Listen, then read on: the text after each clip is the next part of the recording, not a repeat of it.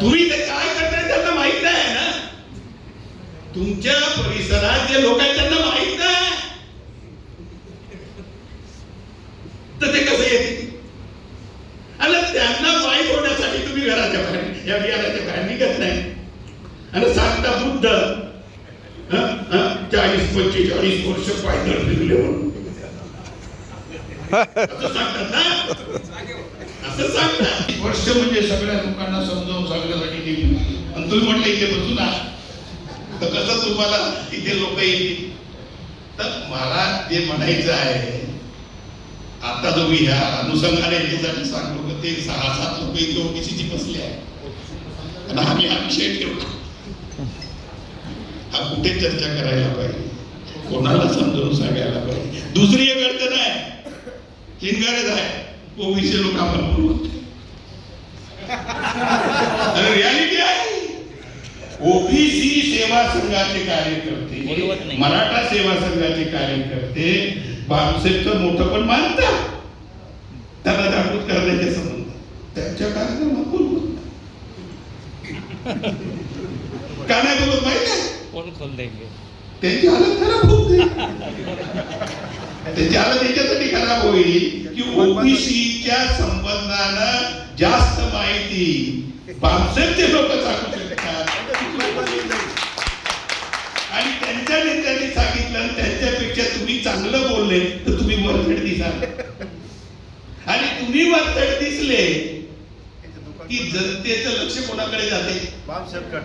वरचढ लोकांकडे जाते. मग ते वरचढ लोकांकडे गेलं तर तुमच्या नेतृत्वाचं काय? दुकान बंद. प्रॉब्लेम आहे. म्हणून प्रॉब्लेम सोडवण्यासाठी हे जे बाळासाहेबचे कार्यकर्ते आहेत त्यांनी त्यांच्याकडे जाऊन व्यक्तिगत स्तरावरती, छोट्या छोट्या मीटिंगच्या स्तरावरती समाजातील त्या घटकांना समजावून सांगितलं. म्हणून तसं हा जातो येतात. हे रियालिटी आहे. तुम्ही असं नका समजू त्यांच्या संबंधाला. तुम्ही नाही जात त्यांच्याकडे.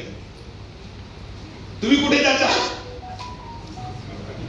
म्हणजे शेड्यूल कास्टकडे नाही जाते. तुम्हाला सांगतो, हे जे महाग लोक आहेत ना, जे बुद्धिस्ट झाले, ते चर्मकार बांधवांना जाऊन नाही समजावून सांगा, खटिक बांधवांना नाही समजावून सांगा. एका दुसरे आहेत त्यांना सांगतात तो भाग वेगळा. ही अडचण आहे. आणि असं का करतात ते ना, असं का वाटतात? Because the caste is occupying their mind.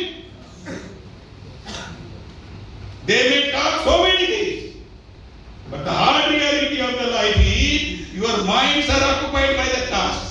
And that is why you go to people of your own caste. You don't go to others.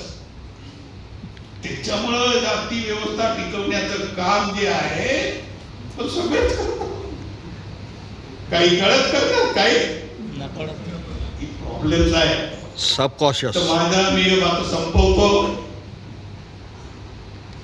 जोपर्यंत तुम्ही समाजातील जे घटक आहेत जे जातीमध्ये जगतात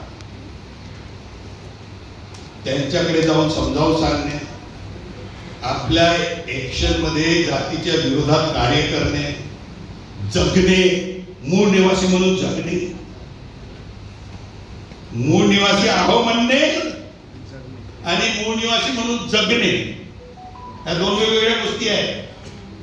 जोपर्यंत आपण सगळे मूळ निवासी म्हणून जगणार नाही आणि त्यांची मग मूळ निवासी झाल्यावर कोण समजणारच नाही.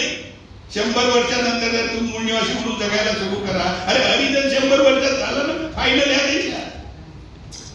हरिजन गांधीच्या अगोदर होतं का?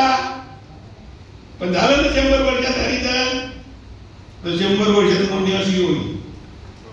पण ते जगलं पाहिजे. आणि मग विचारलं म्हणजे माझ्या नंतर आता 3-4 पिढी आली तर कोणी कोणाला जात विचारणार त्याला समजणारच नाही. आता जसं मूळ सांगितलं, आता मूळ सांगितलं नाही समजत, जात सांगावं लागते. 3-4 पिढ्यानंतर मूळ निवासी सांगितल्यावर समजेल. जर आपण तशा पद्धतीचं कार्य समाज जीवनामध्ये केलं तर. आणि जात कोणाला समजणार नाही. जात संपवण्याचा हा एक मार्ग आहे. म्हणजे जुनं तोडून सत्यानाश केल्याशिवाय नवीन इस्टॅब्लिश होत नाही. हे ते प्रिन्सिपल आहे. मला वाटते माझा वेळ वाजवीपेक्षा जास्त घेतला, त्यामध्ये मी तुमचा म्हणजे